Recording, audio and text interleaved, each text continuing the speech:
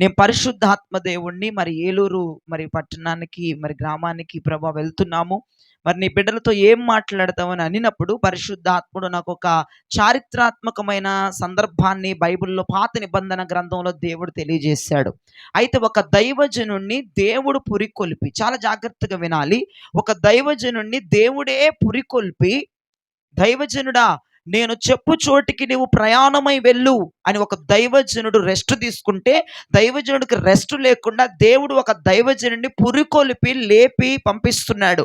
ఎక్కడికి వెళ్ళాలి, ఎట్టుగా వెళ్ళాలి, ఏ తోవలో వెళ్ళాలో కూడా తెలియకుండానే ఎప్పుడైతే దేవుడు ఆ దైవజనుడిని వెన్ను తట్టి లేపి రోషం నింపాడో, ఆ దైవజనుడు దీప బుడ్డు పట్టుకొని బయలుదేరాడు. చేతులెత్తి ప్రైజ్ లార్డ్ చెప్పండి.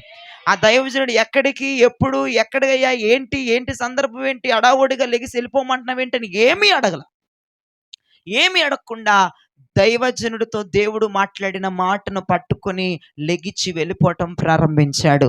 వెళ్ళిపోతే ఇజ్రాయేలు దేశంలోనికి వచ్చాడు దైవజనుడు. ఇజ్రాయేలు దేశంలోనికి వస్తే అక్కడ యెహోవా స్వరం ఆ దైవజనుడికి వినపడుతుంది. దైవజనుడా, ఇజ్రాయేలు దేశంలో యెషయా ఇంటికి నువ్వు వెళ్ళాలన్నాడు. దేవునికి స్తోత్రం. నువ్వు వెళ్ళవలసిన గృహం ఏంటంటే యెషయా ప్రవక్త ఇంటికి నువ్వు వెళ్ళాలన్నాడు. అయితే దైవజనుడు ఏం మాట మాట్లాడట్లేదు. యెషయా ఇంటికి వెళ్ళాడు. ఇప్పుడు ఏం చేయమంటావయ్యా అంటే, యెషయా ఇంటికి నేను వెళ్ళావు కదా, నేనేం చేయబోతున్నానంటే, నా బిడ్డలు ఇజ్రాయేల్ ప్రజలు చాలా ఏడుస్తున్నారు, కన్నీరు కారుస్తున్నాడు, శ్రమల బారి పడుతున్నాడు. ఇప్పుడు ఇజ్రాయేలును పరిపాలించేటువంటి ఆ సౌలు అనేటువంటి ఉన్నాడు కదా రాజు, దుర్మార్గుడు, వాడి ఏలుబడిలో బిడ్డలు చాలా నలిగిపోతున్నారు. సమూయేలు, దైవజనుడి పేరు సమూయేలు, నలిగిపోతున్నారు సమూయేలు, ప్రార్థన చేస్తున్నారు సమూయేలు. అయితే నేను సౌలును తొలగించి ఇంకొక వ్యక్తిని ఎక్కించబోతున్నాను అన్నాడు దేవుడు. ఆ దైవజనుడితో చెప్తే దైవజనుడు భయపడిపోడు. అయ్యా ఇదేంటయ్యా, నేనెట్లా చెప్పనయ్యా, నాకు భయం అయ్యా అంటుంటే, నువ్వు భయపడమాకు, రాజులను నియమించువాడను నేనే అని పరిశుద్ధాత్ముడు దైవజనుడితో మాట్లాడినప్పుడు వెళ్ళాడు. యెషయా ప్రవక్త ఇంటికి వెళ్ళాడు. అయ్యా, నీ ఇంట్లో ఎంతమంది కుమారులు ఉన్నారు, వారిని వరుస పెట్టి రమ్మని చెప్పండి, మీ ఇంట్లో నుంచి దేవుడు ఒకరిని రాజుగా అభిషేకించబోతున్నాడు. ఇజ్రాయేలు దేశమును పరిపాలించే వ్యక్తి నీ ఇంట్లో నుంచి బయటికి రాబోతున్నాడు అని యెషయా ప్రవక్తకి సమూయేలు ప్రవక్త చెప్పినప్పుడు ఒక్కొక్కరిగా రావటం మొదలైంది. వెంటనే పెద్ద కుమారుని పిలిచాడు. ఆ కుమారుడి పేరు ఎలియాబు. దేవునికి స్తోత్రం చెప్పండి. హల్లెలూయా. ఆ ఎలియాబు వచ్చాడు. వస్తున్నాడు. దైవజనుడు చూసి అనుకుంటున్నాడు, ఆహా, ఎంతటి చక్కని వ్యక్తి, ఎంతటి విద్యను పొందిన వ్యక్తి, అంత హైట్ ఉంటాడు, చాలా ఆజానుభావుడు. గొలియాత్ అంత హైట్ ఉంటాడు, ఆ ఏలియాబు అంత హైటు, అంత ఎత్తు, అంత అందం, అంత చక్కనిదనంతో ఈ సమూయేలు కనబడితే ఇంకేముంది, ఇజ్రాయేలు దేశమునకు రాజు అయ్యే వ్యక్తి వస్తున్నాడని అనుకుంటున్నాడు తన మనసులో. దైవజనుడు అనుకుంటాడు ఏలియాబుని చూసి, అతని యొక్క జిమ్కి వెళ్తాడేమో మనకు తెలియదు, పాడు కండలు పెంచుకొని ఇంత ఎత్తు నుండి మగధీరుడిలాగా ఉండి, విద్యలో సకలమైన మాట తీరుల్లో, పనితీరులో ప్రావీణ్యం కలిగిన వ్యక్తి ఆ ఏలియాబు అన్న వ్యక్తి. అటువంటి వ్యక్తి వస్తుంటే చక్కని రూపసి కలిగిన వాడుగా, చక్కటి అందము కలిగిన వాడుగా, చక్కటి ఎత్తు కలిగిన వాడుగా, చక్కటి కండలు కలిగిన వాడుగా, యుద్ధమును చేయవాడుగా. ఇంకో విషయం ఏంటంటే, ఇజ్రాయేలు దేశములో సేనాధిపతుల్లో ఇతను ఒక అధిపతిగా అక్కడ ఉన్నాడు. దేవునికి స్తోత్రం. యుద్ధములు చేసేటువంటి గుంపులో ఇతను ఒకడు. యుద్ధం వచ్చు, చదువుంది, ప్రావీణ్యం ఉంది, అందం ఉంది, కండలున్నాయి, ఎత్తుంది, ఏది లేదంటానికి లేదు. అయితే సమూయేలు ప్రవక్త అనుకుంటున్నాడు, ఇంకేముంది, ఈయనే రాజు, ఏలియాబే రాజు. అబ్బా, భలే సెలెక్ట్ చేసుకున్నావయ్యా అనుకుంటున్నాడు సమూయేలు మనసులో. భలే సెలెక్ట్ చేసావులే, ఆ పనికి మాలోడు సౌలుగాడు పోతే పోయాడు, భలే సెలెక్ట్ చేసావు, ఎత్తున్నవాడు, కండలు తీరినోడు, అందగాడు, ప్రావీణ్యం ఉన్నాడు, చదువున్నాడు, క్వాలిఫికేషన్స్ ఉన్నాడు, టెక్కులు ఉన్నాడు, అన్నీ ఉన్నాయి, భలే సెలెక్ట్ చేసావు అనుకుంటే, నోరుమోయ్ సమూయేలు అన్నాడు దేవుడు. అంటే నోరుమోయ్, నేను కోరుకునేది ఇతన్ని కాదనేసాడు. దేవునికి స్తోత్రం. నేను కోరుకునేది ఇతన్ని కాదు. మనుషులు పై రూపాన్ని లక్ష్య పెడతారు, నేను అంతరంగమును లక్ష్య పెట్టే దేవుణ్ణి. నేను అతన్ని తృణీకరిస్తున్నాను అన్నాడు. ఏలియాబు నేను తృణీకరిస్తున్నాను చూస్తున్నాను, నువ్వు అనుకున్నట్టుగా రాజు అతను కాదన్నాడు. దేవునికి స్తోత్రం. అప్పుడు సమూయేలు అంటున్నాడు, అదేంటి ప్రభువా, అతను కండలు తీరున్నాడు, అతను ఆజానుభావుడు, అతను యుద్ధ నైపుణ్యం, తన చేతులతో తన విరాలతో యుద్ధము అవలీలగా చేయగలడు. అంతటి ఎత్తైనోడు సమూయేలు అంటున్నాడు దేవునితో, అయ్యా ఏం తక్కువయ్యా ఏలియాబుకి, ఏం తక్కువ, ఎత్తు తక్కువ, లేదంటే అందం తక్కువ, లేదంటే క్వాలిఫికేషన్స్ తక్కువ, లేదంటే యుద్ధం రానోడా, అన్నీ వచ్చు కదయ్యా, వద్దంట వింటాయంటే సమూయేలు మనుషులు పైరూపాన్ని లక్ష్య పెడతాడు, నేను దేవుణ్ణి, నేను అంతరంగమును లక్ష్య పెట్టేవాడిని అన్నాడు. దేవునికి స్తోత్రం చెప్పండి. మనుషులు పైరూపాన్ని చూస్తారు, నేను పైరూపాన్ని చూడను అన్నాడు దేవుడు. సరే అయ్యా, మరి దేవుడికి అతను వద్దంట, ఇంకెవరన్నా ఉన్నారంటే రెండో కుమారుడయ్యా, వీడు వద్దు, మూడో వాడు ఉన్నాడు, ఆడు వద్దు, నాలుగో వాడు వచ్చాడు, ఆడు వద్దన్నాడు, ఐదో వాడు వచ్చాడు, ఆడు వద్దన్నాడు, ఆరో వాడు వచ్చాడు, ఆడు వద్దన్నాడు. మొత్తం 6 రిజెక్ట్ అయిపోయారు. ఎవరిని కోరుకోవట్లే ప్రభు. అయ్యా ఇంకెవరైనా ఉన్నారని పిల్లలంటే ఉన్నాడులేండి పనికి మళ్ళాడు, అన్ని గారాభంగా 7వ వాడిని గారాభంగా పెంచితే ఆడ బుద్ధి గడ్డి తింటుంది. అదిగో అరణ్యంలో గొర్రెల మేత, గొర్రెలు మేయటానికి, గొర్రెలను చూసుకోవడానికి వెళ్ళాడు, గొర్రెలను కాయడానికి వెళ్ళాడు, పంపించాను. అతన్ని జర పిలిపించమన్నాడు సమూయేలు. అతను కూడా పిలిపించాడు చూద్దామంటే కబురంపించారు అరణ్యానికి. యెషయా తన తండ్రి పిలుస్తున్నాడని కబురంపించాడు. అయితే వచ్చాడు. ప్రియదేవజనమా జ్ఞాపకం చేసుకోండి, ఈయన అబ్బాయి అనుకోండి కాసేపు, దేవునికి స్తోత్రం. ఇతను ఏలియాబు, నా వైపు తిరుగు నాన్న. ఇతను చాలా ప్రావీణ్యం ఉంది, ఇతను యుద్ధ నైపుణ్యం చేయగలిగిన వాడు, ఇతడు అందగాడు, ఇతను ఆజానుభావుడు, ఇతను యుద్ధమును నేర్పరి, ఇతను సేనాధిపతులు ఒక సేనాధిపతి. ఇతని దేవుడు ఏమన్నాడంటే ఇతను త్రోసేసాడు. దేవుడు ఇతడు నాకొద్దు అన్నాడు. 2వ వాడు త్రోసేయబడ్డాడు, 3, 4, 5, 6వ వాడు త్రోసేయబడ్డాడు. అయ్యా ఇంకెవరైనా ఉన్నారంటే ఉన్నాడయ్యా, అరణ్యములో గొర్రెలను మేపుతూ ఉన్నాడు, అతన్ని పిలిపించమని అంటే అది అటు నుంచి ఇటు నడుచుకుంటారా, అటు నుంచి ఇటు నడుచుకుంటారా, నిదానంగా అది వస్తున్నాడు చూడు.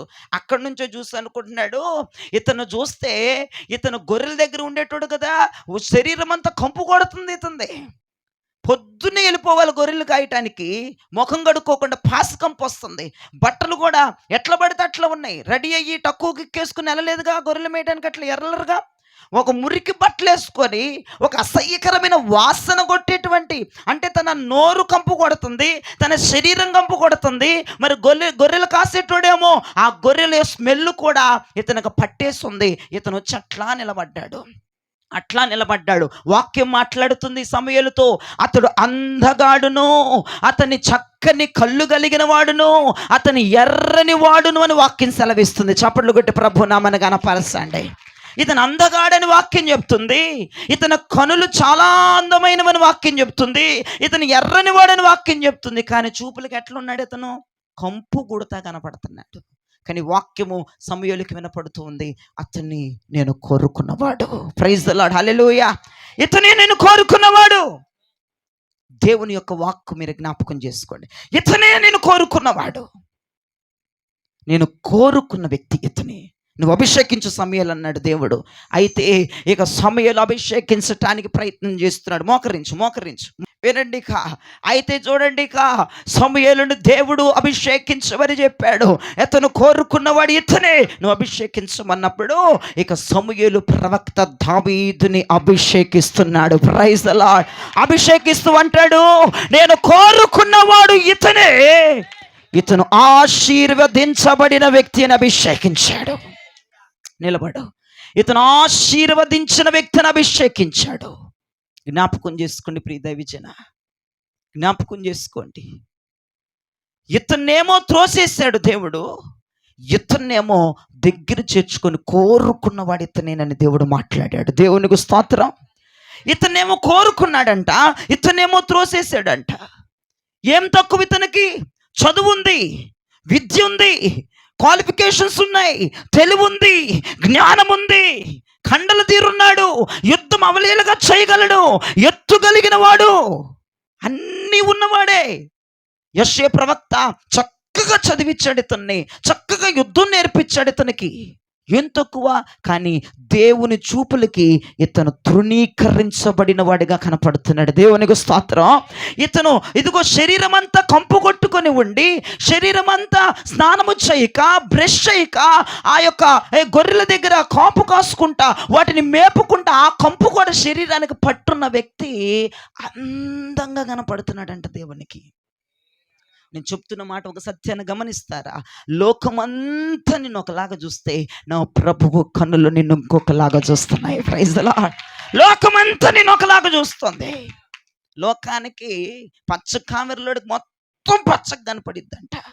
నా దేవుని కనులు నీ మీద అద్భుతంగా ఉన్నాయి అని చెప్పటం లేదు, సందేహం లేదు. నువ్వు జనాలకి ఎలా కనపడుతున్నావు అనేది అవసరం కాదు, దేవుని దృష్టికి నువ్వు ఎలా కనపడుతున్నావు ఆలోచించండి. ప్రియ దైవజనమా, దావీదును కోరుకున్నాడు దేవుడు. నేను కోరుకున్నవాడు ఇతనే అన్నాడు. Praise the Lord. ఎంత మంచి మాట అండి. ఆ మాట నిజంగా చూస్తే రోషం వస్తుంది నాకు. నిజమే ప్రభువా, మనుషులు పై రూపాన్ని చూస్తారు, పై రూపాన్ని లక్ష్య పెడతారు, కానీ నీవు మాత్రము అంతరంగమును చూసే దేవుడవై ఉన్నావు. Praise the lord. Hallelujah, hallelujah. నేను కోరుకున్న వ్యక్తి, నేను కోరుకున్న వ్యక్తి. వినండి, చాలా జాగ్రత్తగా వినండి. ఈ సందర్భం నేను మీకు చెప్పాను కదా. ఇతను త్రోసేశాడు, ఇతను ఏం చేశాడు? కోరుకున్నాడు. ఒక వ్యక్తిని దేవుడు త్రోసేశాడు, ఒక వ్యక్తిని కోరుకున్నాడు. ఇది చరిత్ర, ఇది వాస్తవం. కొన్ని వందల సంవత్సరాల క్రితం ఏలియాబు దావీదు విషయంలో జరిగిన నిజమైన సంఘటన. దేవునికి స్తోత్రం. ఇదే సంఘటన మరలా జరగబోతుంది. ఎప్పుడు చెప్పగలరా మీరు? ఇప్పుడు నేను చెప్పిన సంఘటన జరగబోతుంది. ఎప్పుడు చెప్పగలరా? ఎప్పుడండి? ఈ ఈ సందర్భం రెండవ రాకడలో జరగబోతుంది. జరిగిపోయిందిగా అని ఒక కథలాగా వింటాం కాదు. ఈ చరిత్ర ఎందుకు నేను చెప్తున్నానంటే, ఇదే రెండవ రాకడికి రిపీట్ అవబోతుంది. ఇదే రెండవ రాకడికి రిపీట్ అవబోతుంది. అప్పుడు ఎవరు త్రోసివేయబడతారు, ఎవరు అంగీకరించబడతారు? అర్థం చేసుకోండి వాక్యాన్ని. పూట కొద్ది నిమిషాలు చెప్పి ముగించేస్తాను, మిమ్మల్ని విసిగించను.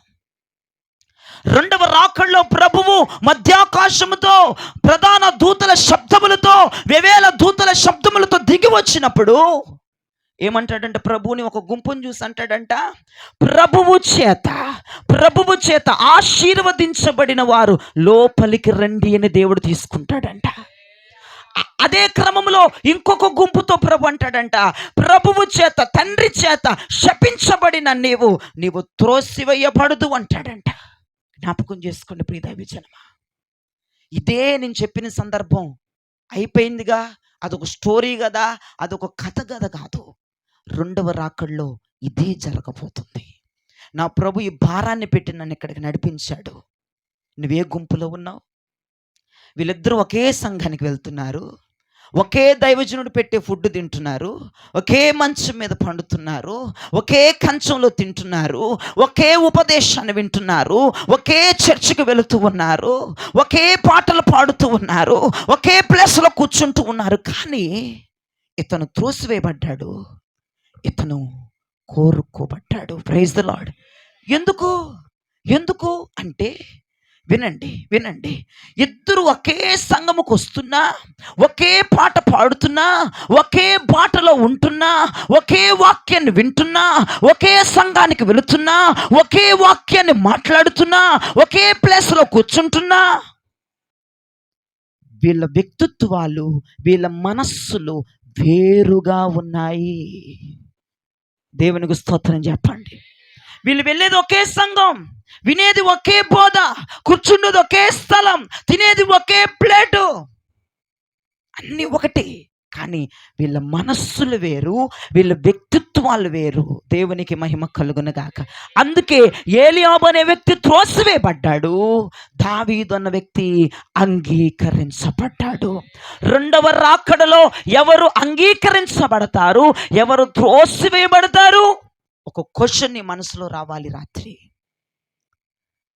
నేను త్రోసివేసే గుంపులో ఉంటానా, లేదంటే అంగీకరించబడే గుంపులో ఉంటానా అనే క్వశ్చన్ యావత్ క్రైస్తవానికి రావాలి. ఈ క్వశ్చన్ రాకపోతే నువ్వెంత భక్తి చేసినా అర్థమే. ఏ గుంపులో ఉన్నావు?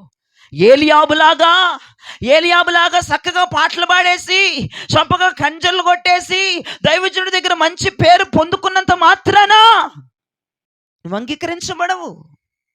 దైవజనుని మురిపించేసి, సంఘాన్ని మురిపించేసి, విశ్వాసులు మురిపించేసి, నీ అందముతో, నీ పాటలతో, నీ ధైర్యముతో, నీ మాటకారితనముతో, నీ పెత్తనంతో, నీ అధికారముతో అందరిని మురిపించేస్తే పరలోకి వెళ్ళిపోతున్నాను అనుకుంటున్నావు. కాదు. ఏలియాబుకి ఏం తక్కువ? అన్నీ ఎక్కువే. కానీ తృణీకరించబడ్డాడు. దావీదు రూపసి కలిగిన వ్యక్తి. Praise the lord.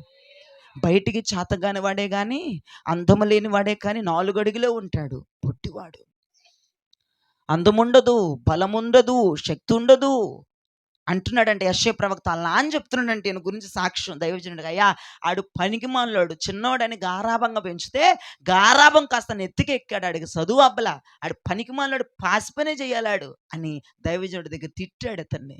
నా దేవుడు ఇతను కోరుకున్నాడండి. ఇతను అంతరంగాన్ని ఎరిగిన దేవుడు ఇతను కోరుకున్నాడు. Praise the Lord. చూడండి, అంతరంగాన్ని ప్రభు చూస్తాడండి. ప్రభు రాకడలో ఎంతమంది ఎత్తబడతారు, ఎంతోమంది తృణీకరించబడతారు. ప్రభు రాకడలో ఎంతమంది ఎత్తబడి ప్రభు సింహాసనం మీద ఆశీనులు అవుతారు, ఎంతోమంది తృణీకరించబడతారు. జ్ఞాపకం చేసుకోండి, ఈ అంచె దినాలు. అందుకే ప్రభు ప్రేరేపణను బట్టి ఈ స్థలానికి వచ్చాను ఈ రాత్రి. ప్రియ దైవజనం, నిజంగా నా మనసంతా పిండేస్తా ఉంది వాక్యం మాట్లాడుతున్నప్పుడు. ప్రభా, అక్కడ ప్రజని నీ వద్దకు చేర్చాలి. ప్రభా, ఉన్నారు, మందిరానికి వెళుతున్నావు, వాక్యం వింటున్నావు, కానుకిస్తున్నావు, అన్నీ చేస్తున్నావు, నామకార్థం. ఏలియాబు లాంటి వాళ్ళు చాలా మంది ఉన్నారు భూప్రపంచం మీద. ఏదో వెళ్ళాలి కదని వెళ్ళటం, మురిపించటం, ఏదో పాటలు పాడటం, ఏదో చేసేయడం, అంతా షోయింగ్లు చేయడం, పై భక్తి అంతా బాగానే ఉంది. అయ్యగారు నిన్ను పొగుడుతుంటుంటే నువ్వు మెలుకలు దిగుతావు, నాగుపాము తాసుపాము లాగా మెలుకలు తిరుగుతావు. పొగడతల కోసం, అధికారాల కోసం, పెత్తనాల కోసం, పై షోయింగ్ల కోసం. నిజమండి, యావత్ క్రైస్తవ జనమంతా దేవుడు నిజంగా దర్శనములు చాలా బాధపడుతున్నాడు. వారు ఉత్తుత్తి భక్తి చేస్తున్నారు, పైకి నటించే భక్తి చేస్తున్నారు. ఏలియాబులాగా ఎంతమంది మోసపోతున్నారో. సమూయేలు మోసపోయాడు ఇతన్ని చూసి. అబ్బా, ఇజ్రాయేలు దేశమును పరిపాలించేవాడు దొరికిపోయాడు, ఇజ్రాయేలుకు రాజు సెట్ అయిపోయాడని మోసపోయాడు. చాలా మంది దేవుణ్ణి మోసం చేస్తున్నారు, దైవజనుడిని మోసం చేస్తున్నారు, విశ్వాసులు మోసం చేస్తున్నారు. అసలు కథ తెలియదు ఎవడికి, అసలు కథ ఎవడికి తెలియదు, అసలు రంగు ఎవడికి తెలియదు. కానీ దావీదులాగా ఉన్నోళ్ళు ఎవరు? సంఘంలో ఒకే సంఘానికి వెళ్తున్నావుగా, ఒకే బోధ వింటున్నావుగా, ఒకే ఉపదేశాన్ని తింటున్నావుగా. నువ్వు తృణీకరించబడుతున్నావా, లేదంటే నువ్వు కోరుకోబడుతున్నావా? ఒక క్వశ్చన్ ఈ పూట నీకు రావాల్సిందే. రాకపోతే ఆత్మీయులు అనిపించం మనము. ఒక క్వశ్చన్ నిన్ను క్వశ్చన్ చేయాలి, నీ మనస్సాక్షి నిన్ను అడగాలి. ఇప్పుడు ఈ క్వశ్చన్, నువ్వు ఏ గుంపులో ఉన్నావు? సంఘంలో ఎన్ని గుంపులు ఉంటాయండి? నా సంఘంలోనే ఉంటాయి, అన్ని సంఘాల్లో ఉంటాయా? అన్ని సంఘాల్లో, యావత్తు ప్రపంచ దేశాల్లో ఏ సంఘం ఉందా, ఏ డినామినేషన్ సంఘం ఉన్నా, ఏ చర్చి పేర్లు మారతాయేమో, డినామినేషన్స్ మారతాయేమో, ఏ సంఘమైనా ప్రతి సంఘంలో 2 గుంపులు ఉంటాయి. మొదటి గుంపు ఏలియాబు గుంపు అయితే, రెండో గుంపు దావీదు గుంపు. ఈ 2 గుంపుల్లో ఎవరు ఎత్తబడతారు ప్రభు రాకడలో? దావీదు గుంపు కలిగిన వారు ఎత్తబడతారు, ఏలియాబు గుంపు ఉన్నవారు త్రోసివేయబడతారు. దేవునికి చేతులెత్తి స్తోత్రం చెప్పండి. మీకు ఈ సందర్భాన్ని చూపిస్తా. మొదటి సమూయేలు గ్రంథం 16వ అధ్యాయం 7వ వచనాన్ని చూడండి త్వరగా. మొదటి సమూయేలు గ్రంథం 16వ అధ్యాయము 7వ వచనం. అయితే యెహోవా సమూయేలుతో ఇలాగు సెలవిచ్చును, అతని రూపమును అతని ఎత్తును లక్ష్యపెట్టకుము. మనుషులు లక్ష్యపెట్ట వాటిని యెహోవా లక్ష్యపెట్టడు. నేను అతని త్రోసివేసి ఉన్నాను. నా వైపు చూడండి, ఆ మాట పట్టుకోండి. నేను అతనిని, వినండి, ఇటు నాకిల్ తిరుగునాను. నేను అతనిని త్రోసివేస్తున్నాను. మనుషులు లక్ష్య పెట్టినది దేవుడు లక్ష్య పెట్టడు. ప్రభు అంటున్నాడు అక్కడ, సమూయేలుతో మాట్లాడుతున్నాడు. సమూయేలు, మనుషులు లక్ష్య పెట్టింది నేను లక్ష్య పెట్టను, నేను ఏలియాబుని త్రోసివేసి ఉన్నాను. 12వ వచనం చదవండి, 16, 12 చదవండి. అతడు వానిని పిలువనంపించి లోపలికి తోడుకొని వచ్చెను. అతడు ఎర్రని వాడును, ఎర్రని వాడును, చక్కని నేత్రములు గలవాడును, చక్కని నేత్రములు గలవాడును, చూచుటకు సుందరమైన వాడునై ఉండెను. చూచుటకు సుందరము గలవాడే ఉండెను. అతడు రాగానే అతడు రాగానే నేను కోరుకున్నవాడు ఇతడే. చేతులెత్తి ప్రభుకు స్తోత్రం చెప్పండి. రెండే రెండు మాటలు. నేను త్రోసి వేస్తున్నాను, నేను కోరుకుంటున్నాను. రాక్కడలో మధ్యాకాశములో ప్రభు ప్రధాన దూతలతో వచ్చేటప్పుడు ఇదే జరిగిద్ది. యేసయ్యకి స్తోత్రం చెప్పండి. త్రోసివేసే గుంపులు ఎంతమంది ఉంటారు? కోరుకున్న గుంపులు ఎంతమంది ఉంటారు? క్వశ్చన్ వేసుకో. నువ్వు క్వశ్చన్ వేసుకో. ఎందుకంటే ఈ వాక్యం నిన్ను బ్రతికించే వాక్యం. ఇది రాకడకు నేను సిద్ధపరిచే వాక్యం. దేవునికి స్తోత్రం చెప్పండి. త్రోసివేశాను, కోరుకున్నాను. రెండే రెండు ముక్కలు. త్రోసివేశాను, కోరుకున్నాను. ఎవరు త్రోసివేయబడతారంటే ఏలియాబు లాంటి వాళ్ళు త్రోసివేయబడతారు, దావీదు లాంటారు కోరుకోబడతారు. దేవునికి స్తోత్రం కలుగునగాక. ప్రకటన గ్రంథం 22వ అధ్యాయము 11, 12 వచనం నువ్వు చూడగలిగితే, ప్రకటన గ్రంథము 22వ అధ్యాయము 11, 12 వచనాలు చూడండి. అన్యాయం చేయువాడు అన్యాయం చేయవారిని ఇంకను అన్యాయమే చేయనివ్వండి. అపవిత్రుడైన వాడు అపవిత్రమైన వారిని ఇంకను అపవిత్రుడుగానే అపవిత్రులుగానే ఉండనివ్వండి. నీతిమంతుడు ఇంకను నీతిమంతుడుగానే ఉండనివ్వు. నీతిమంతుడిని ఇంకను నీతిమంతుల్లాగే ఉండనివ్వండి. పరిశుద్ధుడు ఇంకను పరిశుద్ధుడుగానే ఉండనివ్వు. పరిశుద్ధులు ఇంకను పరిశుద్ధంగానే ఉండనివ్వండి. ఇదిగో త్వరగా వచ్చుచున్నాను. ఇదిగో త్వరగా వస్తున్నాను. వాని క్రియ చొప్పున వాని క్రియల చొప్పున ప్రతి వానికి ఇచ్చుటకు నేను సిద్ధపరిచిన జీతము నా యొద్దనే ఉన్నది. చేతులెత్తి ప్రభుకు స్తోత్రం చెప్పండి. అక్కడ కూడా రెండు గుంపులు, అన్యాయము, న్యాయము, పవిత్రము, అపరిశుద్ధత. చూడండి, అన్యాయం చేసామని అన్యాయం చేయనివ్వండి, అక్రమం చేసామని అక్రమం చేయనివ్వండి, పరిశుద్ధులుగా ఉండనివ్వండి, నీతిమంతులుగా ఉండనివ్వండి, అన్యాయస్తులుగా ఉండనివ్వండి. ఇక్కడ కూడా రెండు గుంపులు ప్రభు మాట్లాడుతున్నాడు. నేను వచ్చి వారి క్రియల చొప్పున జీతం ఇస్తానంటున్నాడు ప్రభు. వినండి, నువ్వు అన్యాయస్తుల గుంపులో ఉన్నావా, లేదంటే నువ్వు పరిశుద్ధుల గుంపులో ఉన్నావా? ఒకే సంఘానికి వెళ్తున్నావమ్మా, నేను కాదనట్లేదు. లేదంటే వెళ్ళే సంఘం నాకైతే తెలియదు కానీ కాదనట్లేదు. కానీ నీ సంఘములో నువ్వు ఏ గుంపు? నీ సంఘములో నువ్వు ఏ గుంపు అంటున్నాను? నీతిమంతుల గుంపా, లేదంటే అన్యాయస్తుల గుంపా? ఏ గుంపు నువ్వు? దేవుడు క్రియల చొప్పున జీతం ఇస్తాడంట. నేను త్వరగా వస్తున్నానని ప్రభు కేకేస్తున్నాడు. నేను త్వరగా వస్తున్నాను. ప్రధాన దూతల శబ్దములతో ప్రభు త్వరగా రాబోతున్నాడు. మనం అంగీకరించబడుదుముగాక, మనము కోరుకోబడుదుముగాక. దేవుని చేత కోరుకోబడాలి.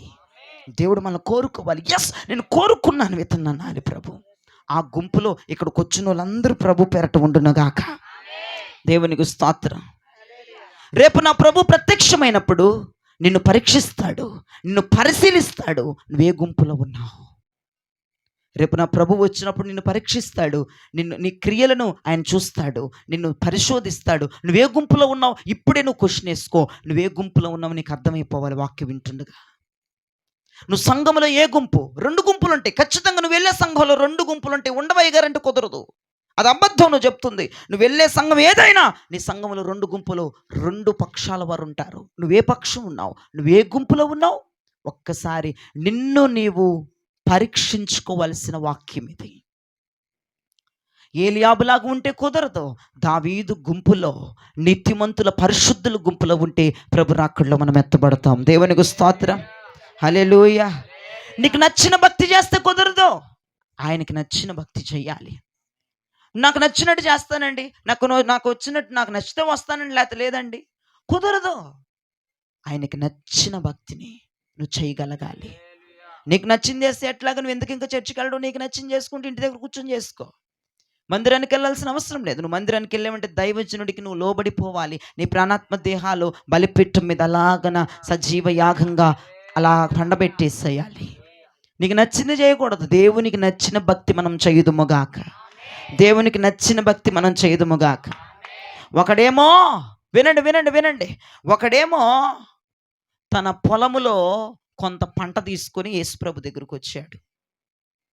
తన పొలంలో పండించిన కొంత పంట తీసుకొని యేసుప్రభు దగ్గరకు వచ్చాడు. ఒకడేమో తను కాయుచున్నటువంటి ఆ యొక్క మరి గొర్రెలు కావచ్చు, తొలిచూరు పిల్లని శ్రేష్టమైన దాన్ని తీసుకుని యేసు ప్రభు దగ్గరికి వచ్చారు.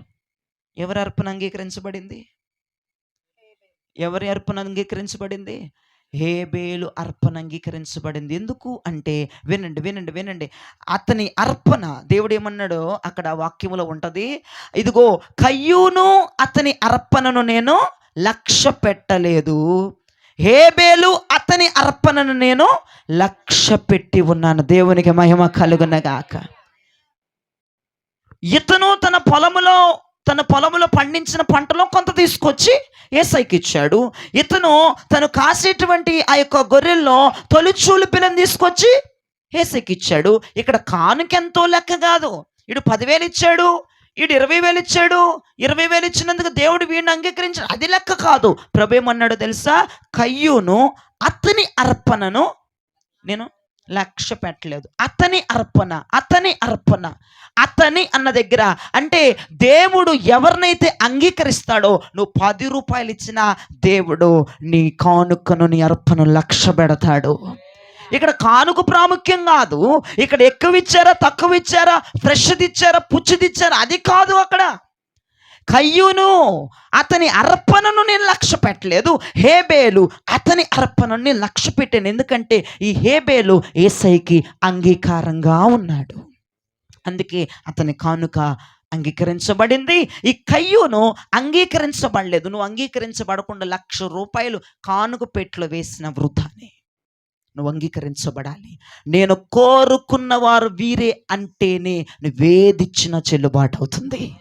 నువ్వేది పడితే చేసేసి లక్షలు కానుకలు ఇచ్చేస్తే నువ్వు బ్లెస్ అవ్వవు. నువ్వు ఇది వాక్యం చెప్తున్నాను, నేను పిట్ట కథలు చెప్పట్లేదు, వాక్యాన్ని మాట్లాడుతున్నా, వాస్తవాన్ని మాట్లాడుతున్నాను.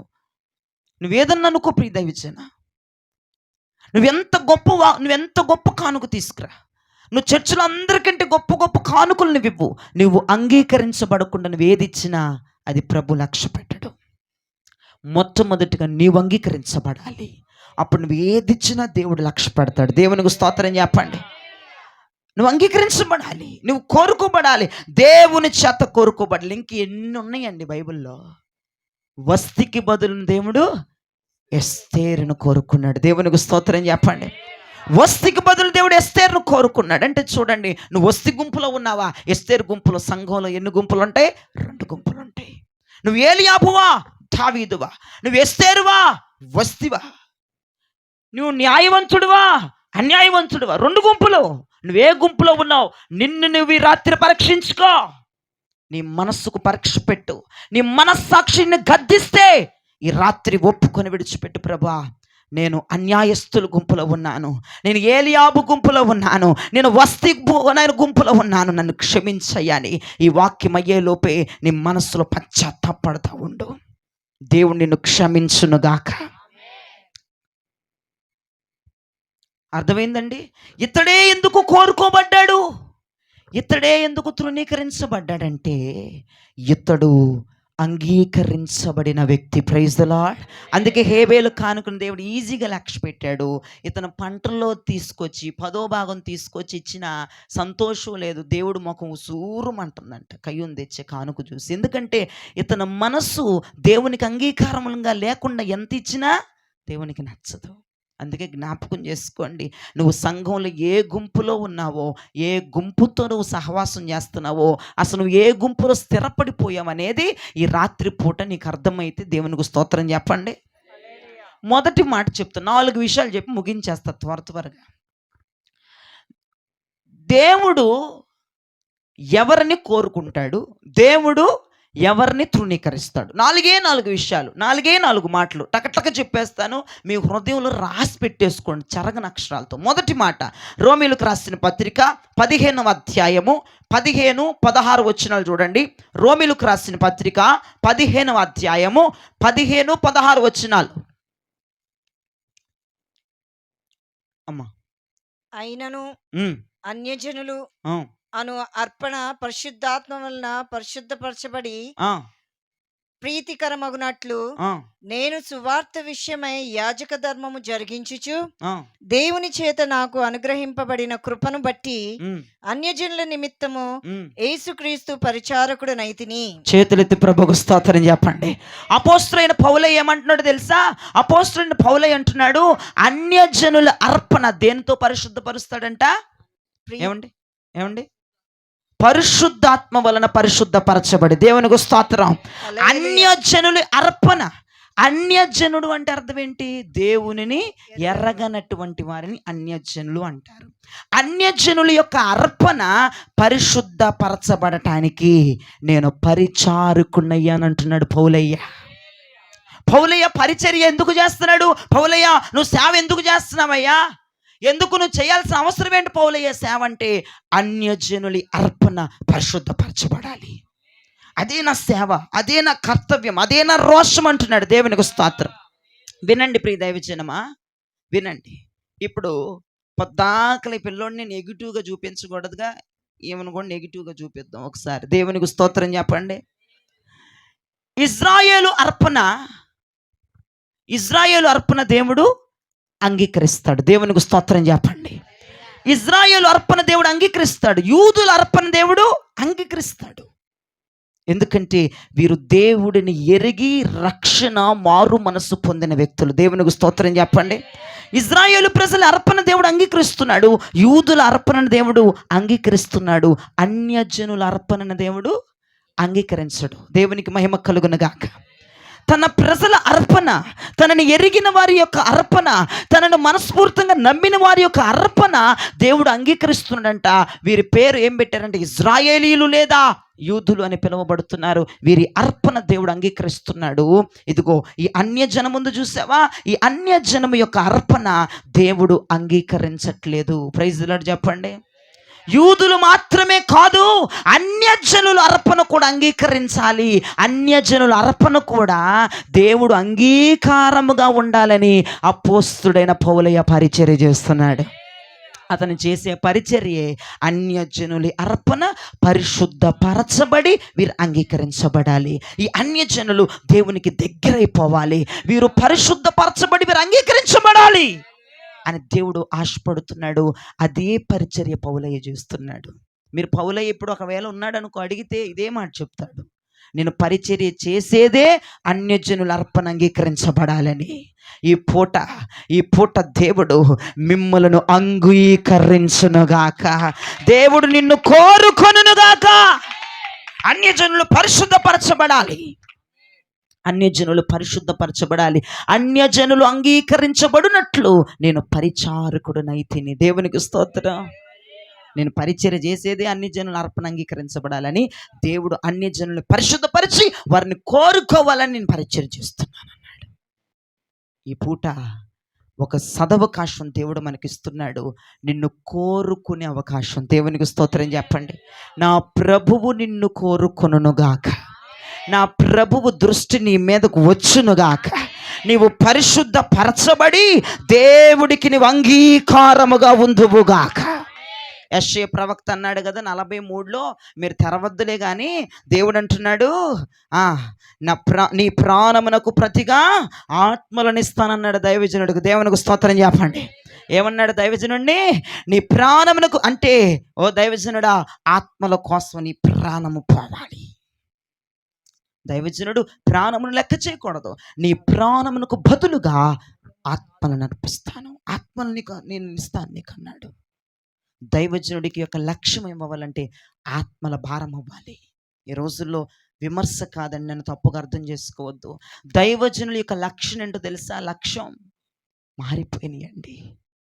దైవజనుల చరిత్రలు మారిపోతున్నాయి. దైవజనుల రూపకల్పనలు మారిపోతున్నాయి. దైవజనుల ప్రసంగాలు మారిపోతున్నాయి. డబ్బు, అంతస్తులు, ఆస్తులు, పేర్లు, పలుకుబడులు. కానీ నా ప్రభు ఏమన్నాడు తెలుసా? దైవజనుడు ప్రాణమునకు బదులుగా నేను ఆత్మల్ని ఇచ్చానన్నాడు. దైవజనుడు ప్రాణం వదులుకోవాలంటే మీ కొరకు, దేవునికి స్తోత్రం చెప్పండి, మీ కొరకు ప్రాణాన్ని వదిలేసుకోవాలి. మీ కొరకు పాటుపడాలి. మీ కొరకు కన్నీరు కార్చాలి. మీ కొరకు ఏడవాలి. మీ కొరకు మోకాలు చెప్పాలి. అరిగిపోయేదాకా మోకాలు వేయాలి. మీ కొరకు చేతులెత్తాలి. ఆ దైవజనుడిని కలిగి ఉన్న వాళ్ళు అంగీకరించబడతారు. నేను చెప్పింది అర్థమవుతుందా? ఆ దైవజనుడు ఎవరికైతే ఉంటారో వారు అంగీకరించబడతారు. అలాంటి దైవజనుడు ఎవరికైతే లేరో వారు అంగీకరించబడరు. ఎందుకు దైవజనుడు ఉండాలంటున్నా? ప్రతి విశ్వాసికి దైవజనుడు ఉండాలా ఉండొద్దా? ఆ దైవజనుడు ఏమై ఉండాలంటే తన ప్రాణమునకు బదులుగా మీ ఆత్మలను పోషించాలి. అతని కడుపును అతను చూసుకోకూడదు, మీ కడుపులను నింపాలి. ఆ దైవజనుడు ఎవరికైతే ఉన్నారో వారు ప్రభు రాకడలో ఎత్తబడతారు. కొంతమంది ఉంటారండి, వాళ్ళు బ్యాడ్ లక్ వాళ్ళకి. ఆ దైవజనుడు ప్రజల కడుపు చూడడు, అతని కడుపు చూసుకుంటాడు. అతను పోషించబడితే చాలు, అతని బిడ్డలు పోషించబడితే చాలు, అతని కుటుంబం పోషించబడితే చాలు, అతని కుటుంబం వెళ్ళిపోతే చాలని కొంతమంది దైవజనులు ఉన్నారు. మీకు బ్యాడ్ లక్ ప్రియ దైవజనమా? కొంతమంది పట్ల దైవజనులు ఉన్నారు, నమ్మకమైన వారిని నువ్వు కలుగున్నావు. నీ కొరకు చేతులెత్తుతాడు, నీ కొరకు మోకరిస్తాడు, నిన్ను పరిశుద్ధపరచడానికి చాలా ప్రయత్నాలు చేస్తాడు, నిన్ను మార్చడానికి అనేక ఉపోద్ఘాతాలు నీకు బోధిస్తాడు. ఆ దైవజనుని ఎవరైతే కలుగున్నారో నీతిగా, నిజాయితీగా, యథార్థంగా భక్తి చేసేవాడు, ప్రతిష్టత కలిగిన వాడు, వైరాగ్యం కలిగిన వాడు, సమర్పణ కలిగిన వాడు ఎవరైతే కలిగి ఉన్నారో వారు అంగీకరించబడతారు, వారు కోరుకోబడతారు. ఇక్కడ అన్నాడు కదండి పౌలయ్య అన్నాడు కదా, నేను అన్యజనుల అర్పణ పరిశుద్ధపరచబడి వారు అంగీకరించబడాలి. నీ దైవజనుడి యొక్క లక్ష్యం అదేనా? నువ్వు పరిశుద్ధపరచబడటమేనా నీ దైవజనుడి లక్ష్యం? నీ కుటుంబం అంతా పరలోకము చేరటానికైనా దైవజనుడి లక్ష్యం? అదేనా నీ దైవజనుడి రోషం? అదేనా నీ దైవజనుడి రక్తం? అయితే నువ్వు అంగీకరించబడతావు. లేదు అంటే నువ్వే తప్పు చేస్తున్నా ఊరకనే ఉంటున్నాడా? నువ్వు మానేస్తావేమో, నువ్వు కానుకివ్వమేమో, నువ్వు వేరే సంఘానికి వెళ్ళిపోతావేమోనని నిన్ను గద్దించకుండా సైలెంట్ అయిపోతున్నాడా? నువ్వేది చేస్తున్నా ఏం మాట్లాడట్లేదా? నీ ఇంటికి రావట్లేదా? నిన్ను పట్టించుకోవట్లేదా? నీ కొరకు ప్రార్థన చేయట్లేదా? నీ కొరకు ఉపవాసం ఉండట్లేదా? అయితే ప్రభు రాకడలో నువ్వు తృణీకరించబడతావు. నేనేం చెప్తున్నానంటే, మొట్టమొదటి మాట, నీ కొరకు పాటుపడే వాళ్ళని నువ్వు సంపాదించుకోవాలి. నువ్వేం సంపాదించుకున్నావు? మొన్న విజయవాడలో వరదలు వచ్చినాయి. విజయవాడలోనే ఖమ్మం ఏంటి, హైదరాబాద్ ఏంటి, మొత్తం సంపాదించింది అంతా నీళ్ళల్లో వెళ్ళిపోతుంటే స్టైల్గా చేతులు కట్టుకొని చూశారు జనం. దేనికి వచ్చినాయి? నువ్వు కట్టిన ఇల్లు కూలిపోయినాయి, శవాలేమో వాడి ఇంటి అడ్రస్ తెలియదు, ఆడ అడ్రస్ తెలియదు, కొట్టుకొచ్చి ఎక్కడెక్కడో ఏరియాల్లో తిరుగుతున్నారండి, ఎక్కడెక్కడో ఏరియాలో దొరుకుతున్నాయి. మొన్ననే నీళ్ళన్నీ తగ్గినాక డ్రైనేజీలోంచి ఒక శవం తీశారంట, అది పందులు తింటున్నాయి అంట. అక్కడ మా విజయవాడలో పందులు తింటున్నాయి అంట శవాన్ని. కంపు కొట్టుకుపోతుంది బతుకు. నువ్వు ఎవరిని సంపాదించుకోవాలంతే దినాల్లో? మంచి దైవజనుడు అనండి ఈ మాట, మంచి దైవజనుడు, రోషం కలిగిన సంపాదించుకోవాలి. వైరాగ్యం, సమర్పణ, ప్రతిష్టత, నీతి, నిజాయితీ, న్యాయం వైపు నిలబడేవాడిని సంపాదించుకోవాలి. బోధలు మారిపోతే చూస్తున్నావా? మాట్లాడే విధానం మారిపోయిందో చూస్తున్నావా? ఆ దైవజనుడి వెనక ఉన్నంతకాలం, నిజాయితీగా చెప్తున్నాను, ఆ దైవజనుడి వెనక ఉన్నంతకాలం నువ్వు అంగీకరించబడవు. నీ ఆత్మను ఆయన రక్షించలేడు. ఎందుకంటే నీ కానుక కావాలి, ఆయనకు నువ్వు రావటం కావాలంతే. కొంతమంది అంటున్నారు, వచ్చి కూర్చొని వెళ్ళిపోమ్మా అంటారంట దైవజనులు. వచ్చి కూర్చొని వెళ్ళిపో, ఏం చేయొద్దు అంటారంట. అంటే వాళ్ళకి సంఖ్య కావాలి, వాళ్ళకి కానుక కావాలి. ఆత్మ రక్షించబడుతుందా, రక్షించబడట్లేదా? ఆత్మకి ఎంత అవసరమో, ఎంత ఆహారం కావాలి, ఎన్ని గ్రాముల ఆహారం కావాలి, ఏ కూర పెట్టాలి, అది ఆలోచన ఉండదు కొంతమందికి. ఒకవేళ నీ దాసుడు అటువంటి వాడా, నీ దైవజనుడు అటువంటి వాడా, నువ్వు అంగీకరించబడవు. మొదటి మాటగా చెప్తున్నాను, మీరందరూ కూడా నమ్మకమైన దాసుని, నమ్మకమైన దైవజనుడిని నీ కొరకు ఎనీ టైం కడుపు కట్టుకొని చేతులెత్తేవాడిని సంపాదించుకోవాలి. నీ కొరకు కన్నీరు కార్చేవాడిని సంపాదించుకోవాలి. ఈ అంత్య దినాల్లో దాసుల దైవజనులు ఎగవాలి. నేను అదే ప్రార్థన చేస్తున్నానయ్యా, సంఘము కొరకు వారి ప్రాణమును పోగొట్టుకునేవారు కావాలి ప్రభువా. అక్కడ యెషయా ప్రవక్తతో మాట్లాడాడు, యెషయా నీ ప్రాణములకు బదులుగా నేను ఆత్మలు ఇస్తానన్నాడు. నీ ప్రాణం ఇక్కడ పెట్టరా, ఆత్మలు నీకు ఇస్తానన్నాడు. నీ ప్రాణం బలిపీఠం మీద పొందబెట్టు, ఆత్మలు నీకు ఇస్తానన్నాడు. ఎవరున్నారంటే ఆ రోషం కలిగిన దైవజనులు ఆయా ప్రాంతాలు. అక్కడక్కడ కొంతమంది దైవజనులు ప్రతిష్టత కలిగి సేవ చేస్తున్నారు. కొంతమంది తయారైపోతున్నారండి.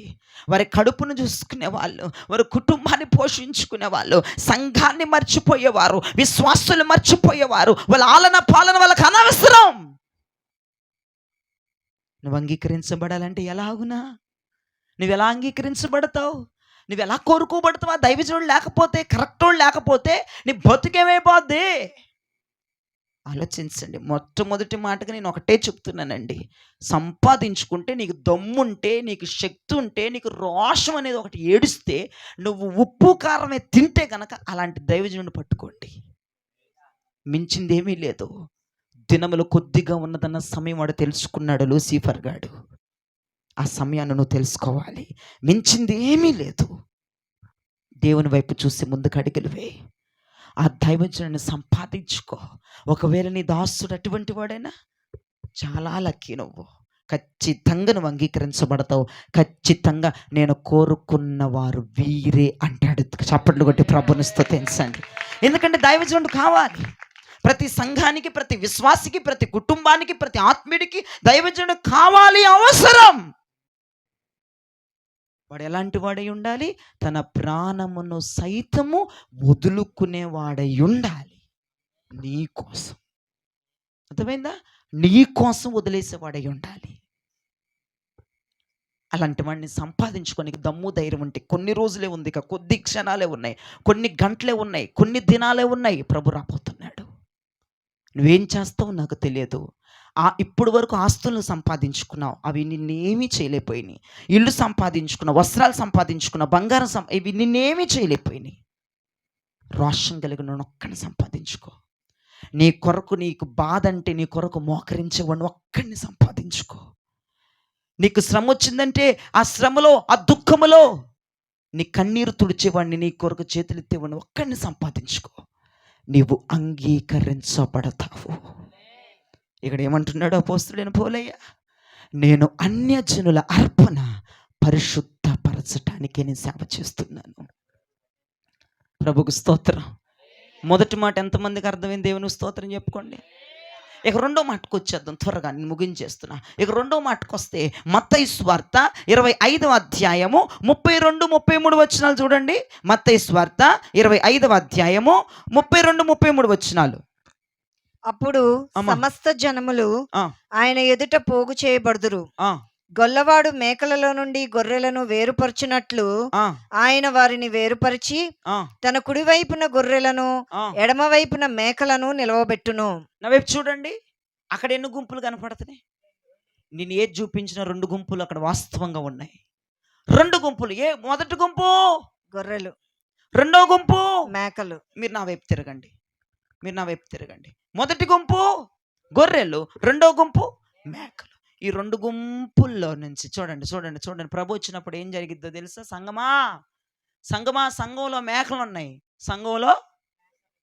సంఘంలో మేకలు ఉన్నాయి, గొర్రెలు ఉన్నాయి. ఎంతమంది మేకలు మీలో చేయి చూపిస్తారు? వాస్తవంగా మీరు అందరూ దొంగలైతే మీరెందుకు ఎత్తారు చేతులు? ఎందుకు ఎత్తాడండి? మీరెందుకు ఎత్తారు? మీరు ఎత్తరు. నేను 2 గంటలు ఇట్లా ఆపేసినా మీరు చెయ్యి ఎత్తరు. అర్థమవుతుందా? మేకలంటే ఒప్పుకో, మరి గొర్రెలు అంటే చెయ్యి పైకెత్తమ్మ సోత్త.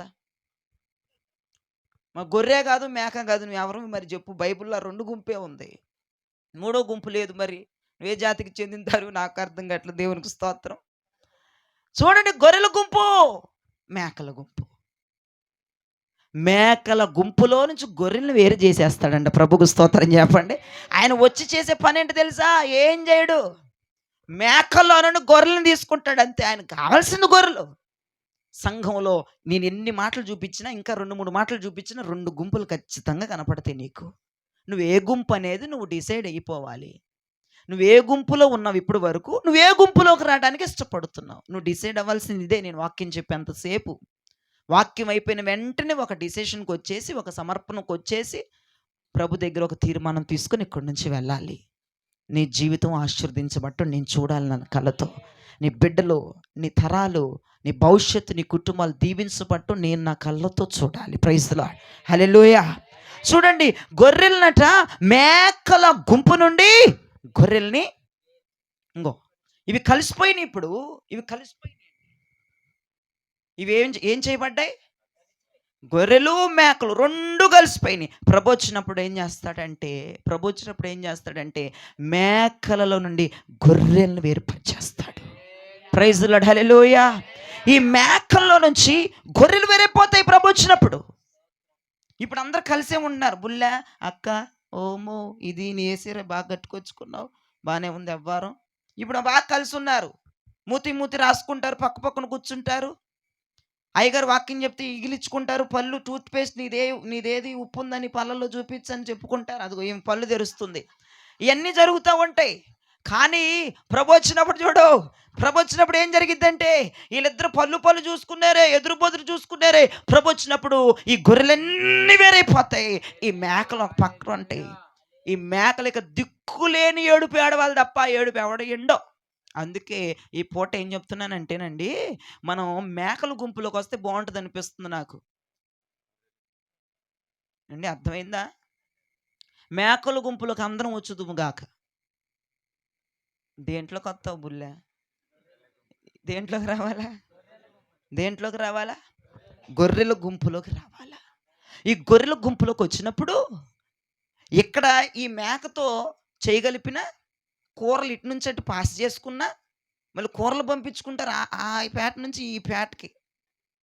మళ్ళీ ఈ గొర్రె ఈ మేకకి చాక్లెట్ తీసుకురాట, డబ్బు అప్పులు, ఇవన్నీ బాగా జరుగుతున్నాయి, తప్పు అనట్లేదు. కానీ వేరు చేయబడిపోతారు చివరికి.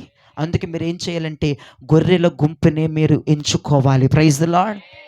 ఎందుకు దేవుడు గొర్రెల్ని ఏర్పాటు చేస్తానంటున్నారంటే, గొర్రెంట బొచ్చు కత్తిరించు వాడి దగ్గర ఎలా ఉంటుందంటండి, తల వంచుకొని మౌనంగా. ఈ మేక సైతాన్ని ఎట్టుంటుందో తెలిసి, మేక కొమ్ములతో దీనికి పొగరు, నిజంగానే పొగరుందో లేదు ఈ అమ్మాయిని నాకు తెలియదు, కానీ కాసేపు అట్ట అనుకుందాం. మరి ఆలోళ్ళకే తెలుసు, నాకు తెలియదు. ఈ మేకకి 2 కొమ్ములు ఉన్నాయి కాబోలు. ఈ మేకకి గర్వం, అహంకారం, దీన్ని ఏదన్నా ఒప్పుకోదు. కొమ్ములు తిట్ట పొడిచేస్తూ ఉంటుంది. ఇది సుప్పనాతి మేక. ఇది మేకలన్నీ సుప్పనాతియే. ఈ మేకలు కొమ్ములతో దేన్ని పొడి చేద్దామా, దేన్ని చంపేద్దామా, దేని కొంపలో చిచ్చులు పెడదామా, ఎవరిని నాశనం చేద్దామా అని చూస్తుంది మేక. గర్వం అండి, పొగరండి, అహంకారం అండి. కానీ ఈ గొర్రె అలాంటిది కాదండి. ఏం మాట్లాడదు, తలదించుకొని, ఏంటో నన్ను కట్ చేస్తున్నావు, నా బొచ్చు కట్ చేస్తున్నావు ఏంటి, నీకు ఆవిడ ఏం మాట్లాడదు, తలదించుకొని మౌనంగా ఉండిపోద్ది. దీంతో పెట్టుకున్నావు అనుకో కొంప కొల్లేరైపోతాయి. కొంతమంది అంటే దాని నోట్లో నోరేయకూడదురా బాబా, సొప్పునాతిరా బాబా అరే అనుకుంటారు. ఇట్లాంటి మేకలు, సొప్పునాతి మేకలు. ఈ మేకలు నిజంగా ఎంత గర్వంతో అంటే, నా ప్రభు ఇప్పుడు మిమ్మల్ని ఎలా ఉండమంటున్నాడు, గొర్రెల్లాగా మౌనంగా ఉండమంటున్నాడు. దేవునికి స్తోత్రం. గొర్రెలు అట్లా ఉంటాయి. గొర్రెలు మౌనంగా ఉంటే నువ్వేం మాట్లాడద్దు, ఎవరు నిన్ను ఏమన్నా ఏం మాట్లాడద్దు. ఎందుకంటే నిన్ను దేవుడు మేకల నుంచి ఏర్పాటు చేసి ఎత్తుకెళ్ళిపోతాడు ఆయనతో. ఆయన ధవలవర్ణ సింహాసనం మీద నువ్వు కూర్చోవచ్చు. ఈ మేకలు రావండి. ఈ మేకలు ఉత్తనే సంఘం వరకే మేకలు, అక్కడికి రావు ఈ మేకలు. వీటి గర్వం అక్కడ తీసుకెళ్తుంది అనుకుంటున్నారేంటి? వీటి గర్వము, వీటి అహంకారము, వీటి కొమ్ముల బలము రాదు. ఈ గొర్రె మాత్రమే అక్కడికి వస్తుంది. నా ప్రభు కూడా గొర్రెతో పోల్చబడ్డాడు. తెలుసా విషయం మీకు? ప్రకటన గ్రంథంలో నా ప్రభు దేంతో పోల్చబడ్డాడండి? గొర్రెతో. 14:1 చూడండి. నా ప్రభు గొర్రెతో పోల్చబడ్డాడు. ఒకసారి చదవండి మాట.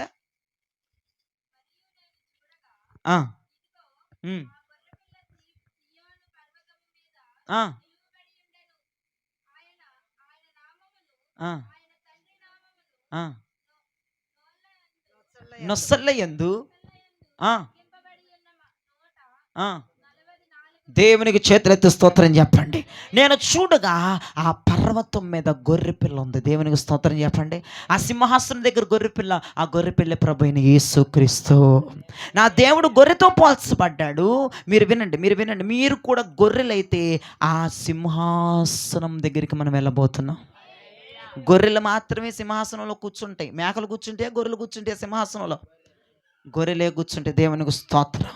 కాబట్టి ఈ పూట మనందరం గొర్రెల గుంపులోకి వచ్చేదుముగాక. ఇక మూడో మాట, ఇక ముగించేసిన మత్తయి సువార్త 13వ అధ్యాయం 30 వచ్చిన ఇక మూడో మాట చెప్తున్నాను వినండి. మత్తయి సువార్త 13:30 చూడండి. కోతకాలం వరకు అమ్మా రెంటిని కోతకాలం వరకు రెండిటిని కలిసి ఎదగనివ్వండి. కోతకాలం మందు గురుగుల్ని ముందుగా కూర్చేసి వాటిని కాల్చేసేయడానికి కట్టలు కట్టేసి గోధుమల్ని నా కొట్లో చేర్చి చేతులెత్తి ప్రభుకు స్తోత్రం చెప్పు. ఇక్కడ ఇక్కడ ఎన్ని రకాల ధాన్యాలు కనపడుతున్నాయి? ఏది చూపించినా 2 రకాలు చూపిస్తున్నాను నేను. గోధుమలు, గురుగులు. సంఘంలో గోధుమలు ఉన్నాయి, గురుగులు ఉన్నాయి. ఇప్పుడు నువ్వెవరు, ఏ గుంపువి అంటే నేను గోధుమలు అయ్యగారు, నువ్వు గోధుమవే, నువ్వు గురుగువి.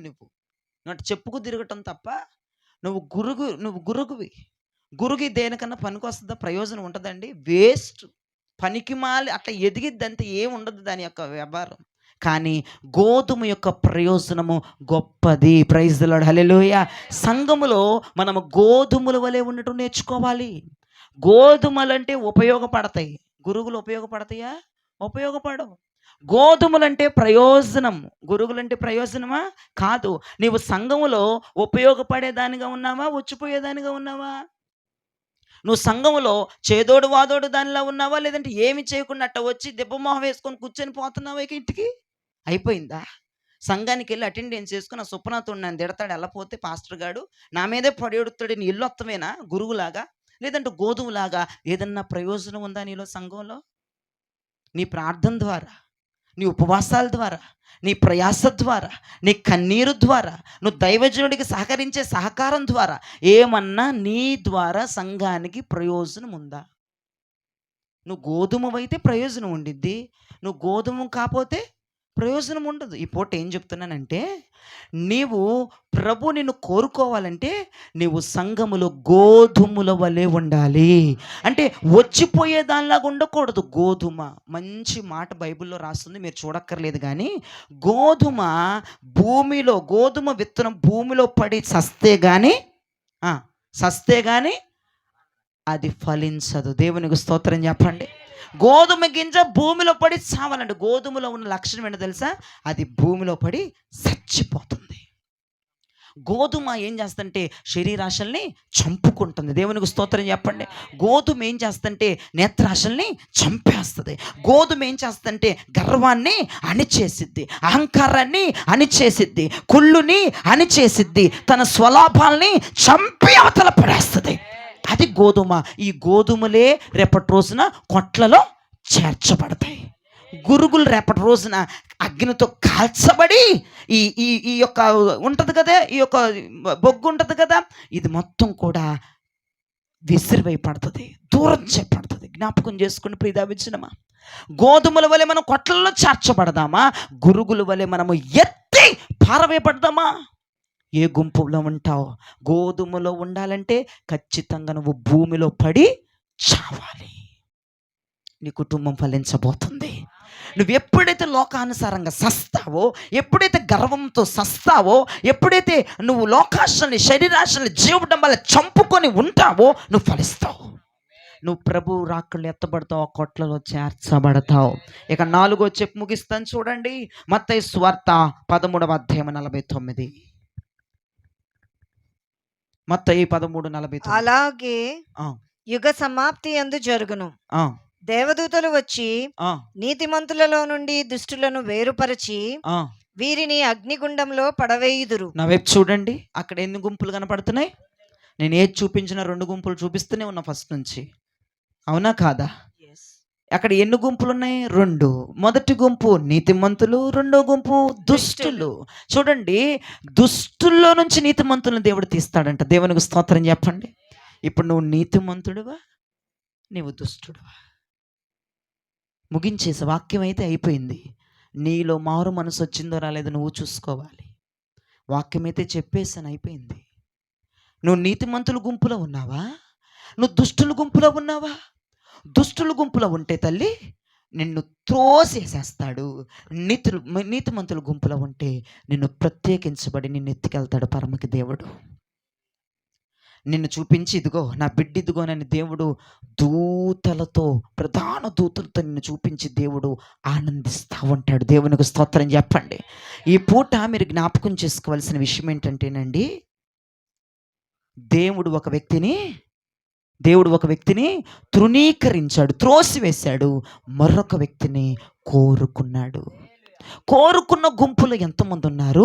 తృణీకరించే గుంపులు ఇప్పుడు ఎంతమంది ఉన్నారు అంటే, మీలో ఆన్సర్ వచ్చేయాల్సింది, ఇన్ని సంవత్సరాలు అయ్యా నేను బాప్తిజం తీసుకొని 25, 30, 40, 50, 10, 15, కానీ నువ్వే గుంపులో ఉన్నావు అంటే ఏలియాబు గుంపులో ఉన్నావు.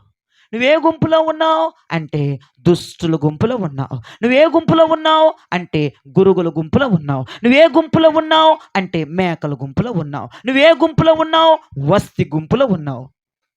మరి ఏంటి ప్రయోజనం?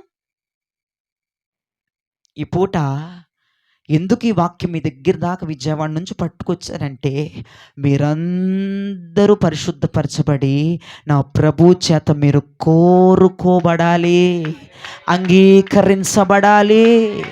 మీరు అంగీకరించబడితే కానీ మీరు ప్రభు రాకళ్ళు ఎత్తపడరు. ఎంతమందికి వాక్యం అర్థమైంది? మొదటి మాట ఏం చెప్పానంటే, మనం ఎవరిని కలిగి ఉండాలి?